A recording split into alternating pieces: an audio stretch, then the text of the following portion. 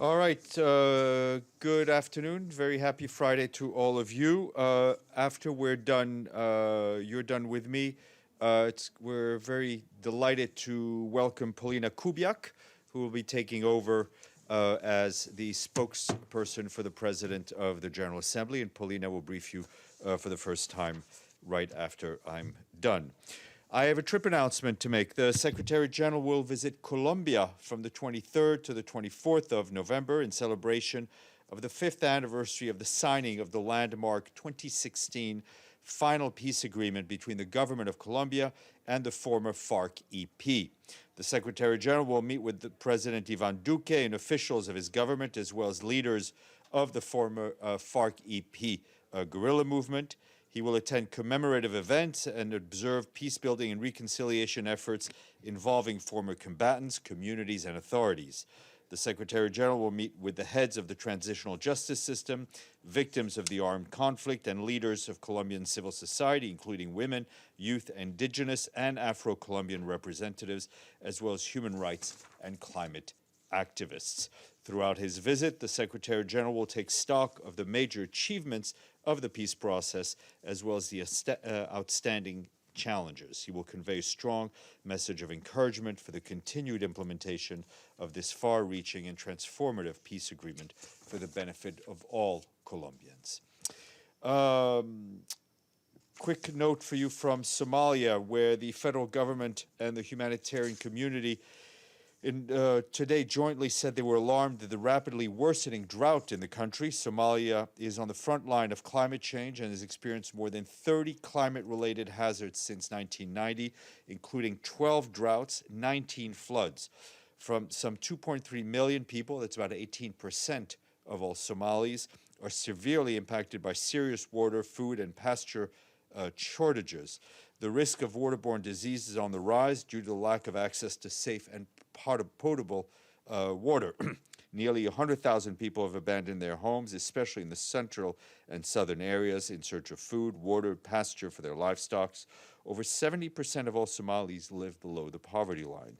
The deteriorating situation has increased vulnerabilities at a time when the number of people who need assistance and protection in Somalia is predicted to climb by 30%, from 5.9 million now to 7.7 million in 2022.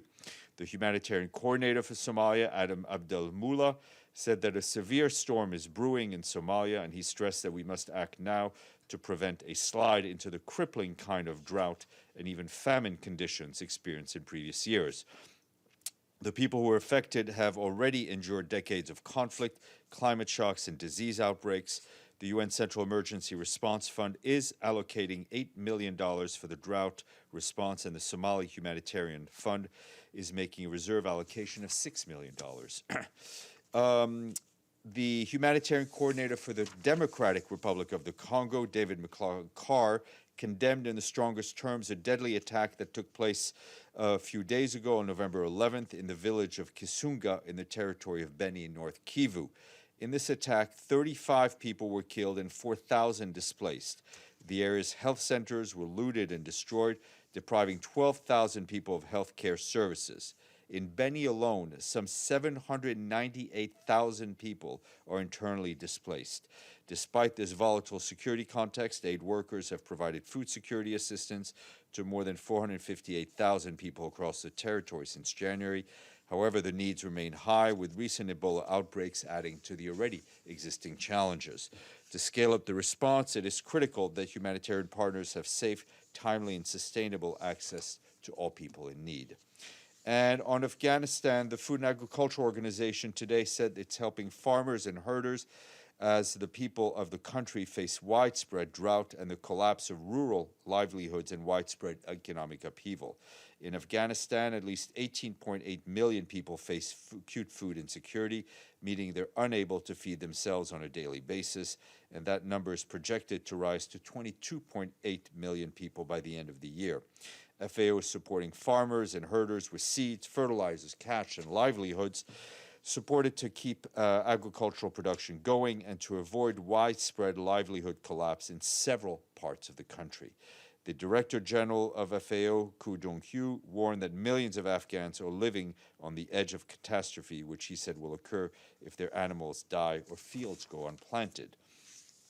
Quick update from the Caribbean, where our team in Barbados and 10 Eastern Caribbean countries and territories today launched a new initiative to address the COVID vaccine hesitancy.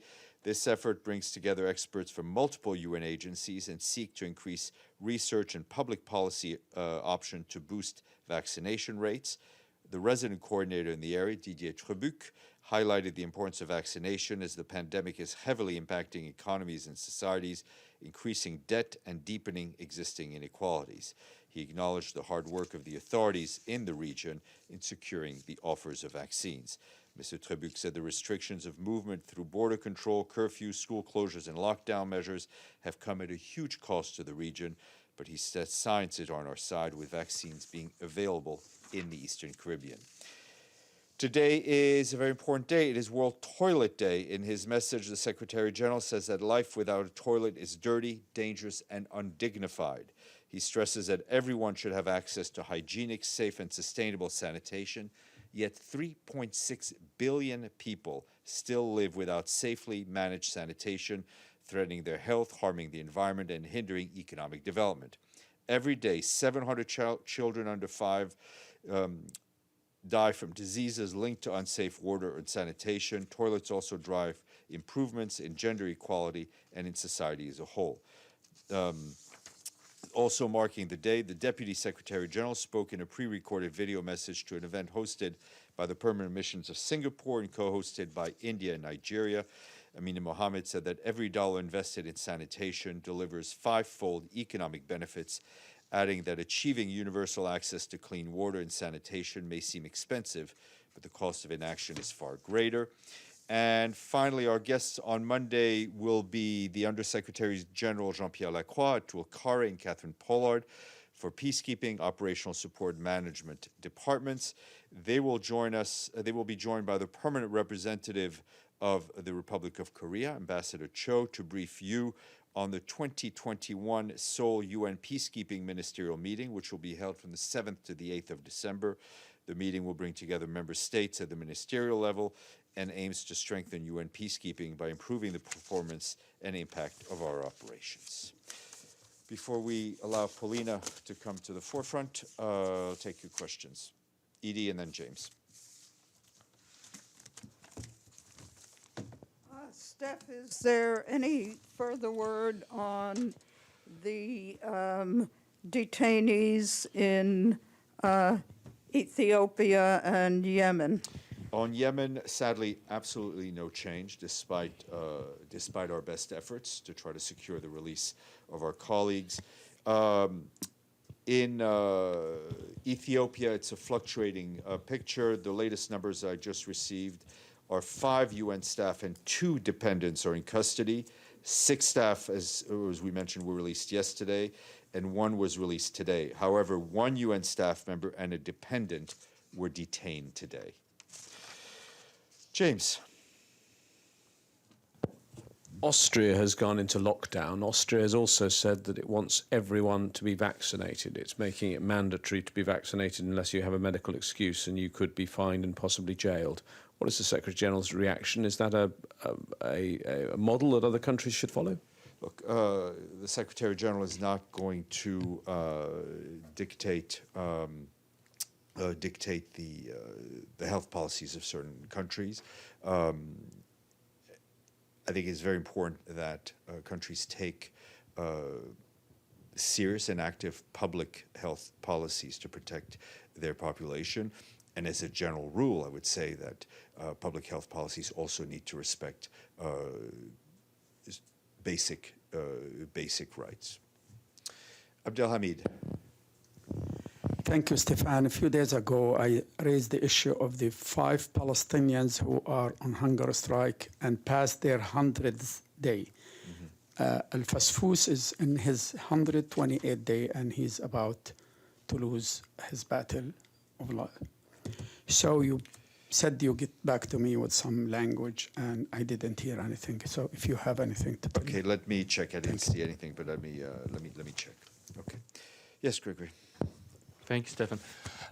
NATO Secretary General said that if Germany will decide to remove U.S. nuclear weapons from its territory, it's possible to deploy such weapon. If who would decide to? Germany. Uh-huh. Germany. So if Germany decide to remove U.S. Nuclear weapons from its territory, it's possible to deploy such weapons in other countries, like maybe in Eastern Europe.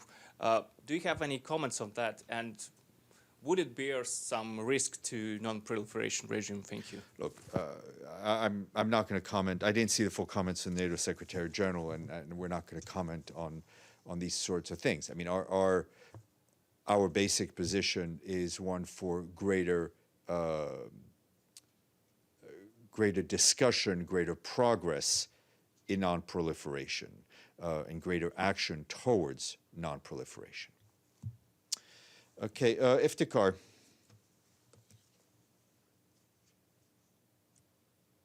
Thank you, Steph. There are reports that residents in Queens, teachers and students are urging the Secretary General to intervene to save their school from being closed down in the UNIS in Queens. I have no comment on that. I would refer you to. I would refer, if you have any questions about the UN school and decisions taken, I would refer you to the school itself. We can put you in touch with them. Okay. Thank you. James.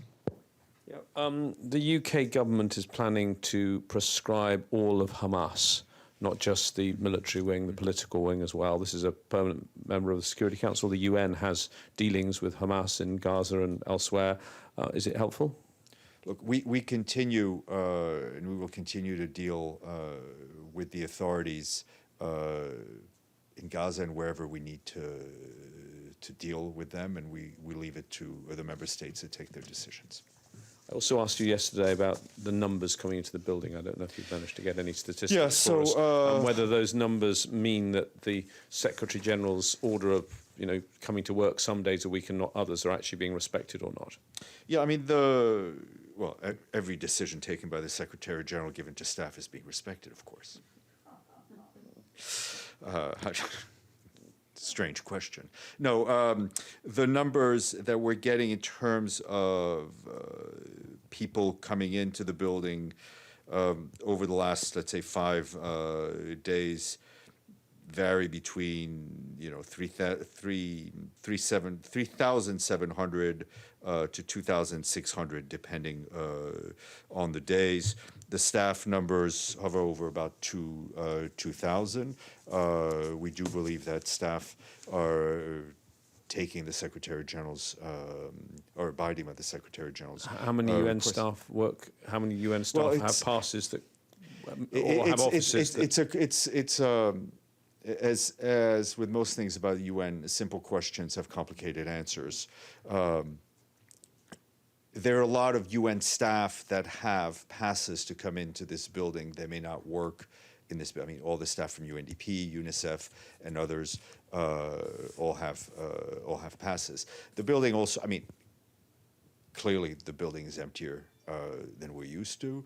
I mean, I think the fact that the civil society is not fully back in the building. They will be, as I understand it, beginning of January. That not all journalists are back in, but we are seeing an increase in staff numbers.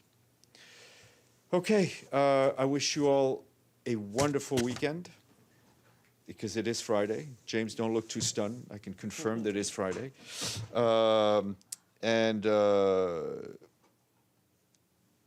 Yeah, I'm sorry. Every who is monitoring, we have about 9,900 staff in the building. I mean, in New York. So we're about a third, which is, I think, kind of on target. Okay. Thank you.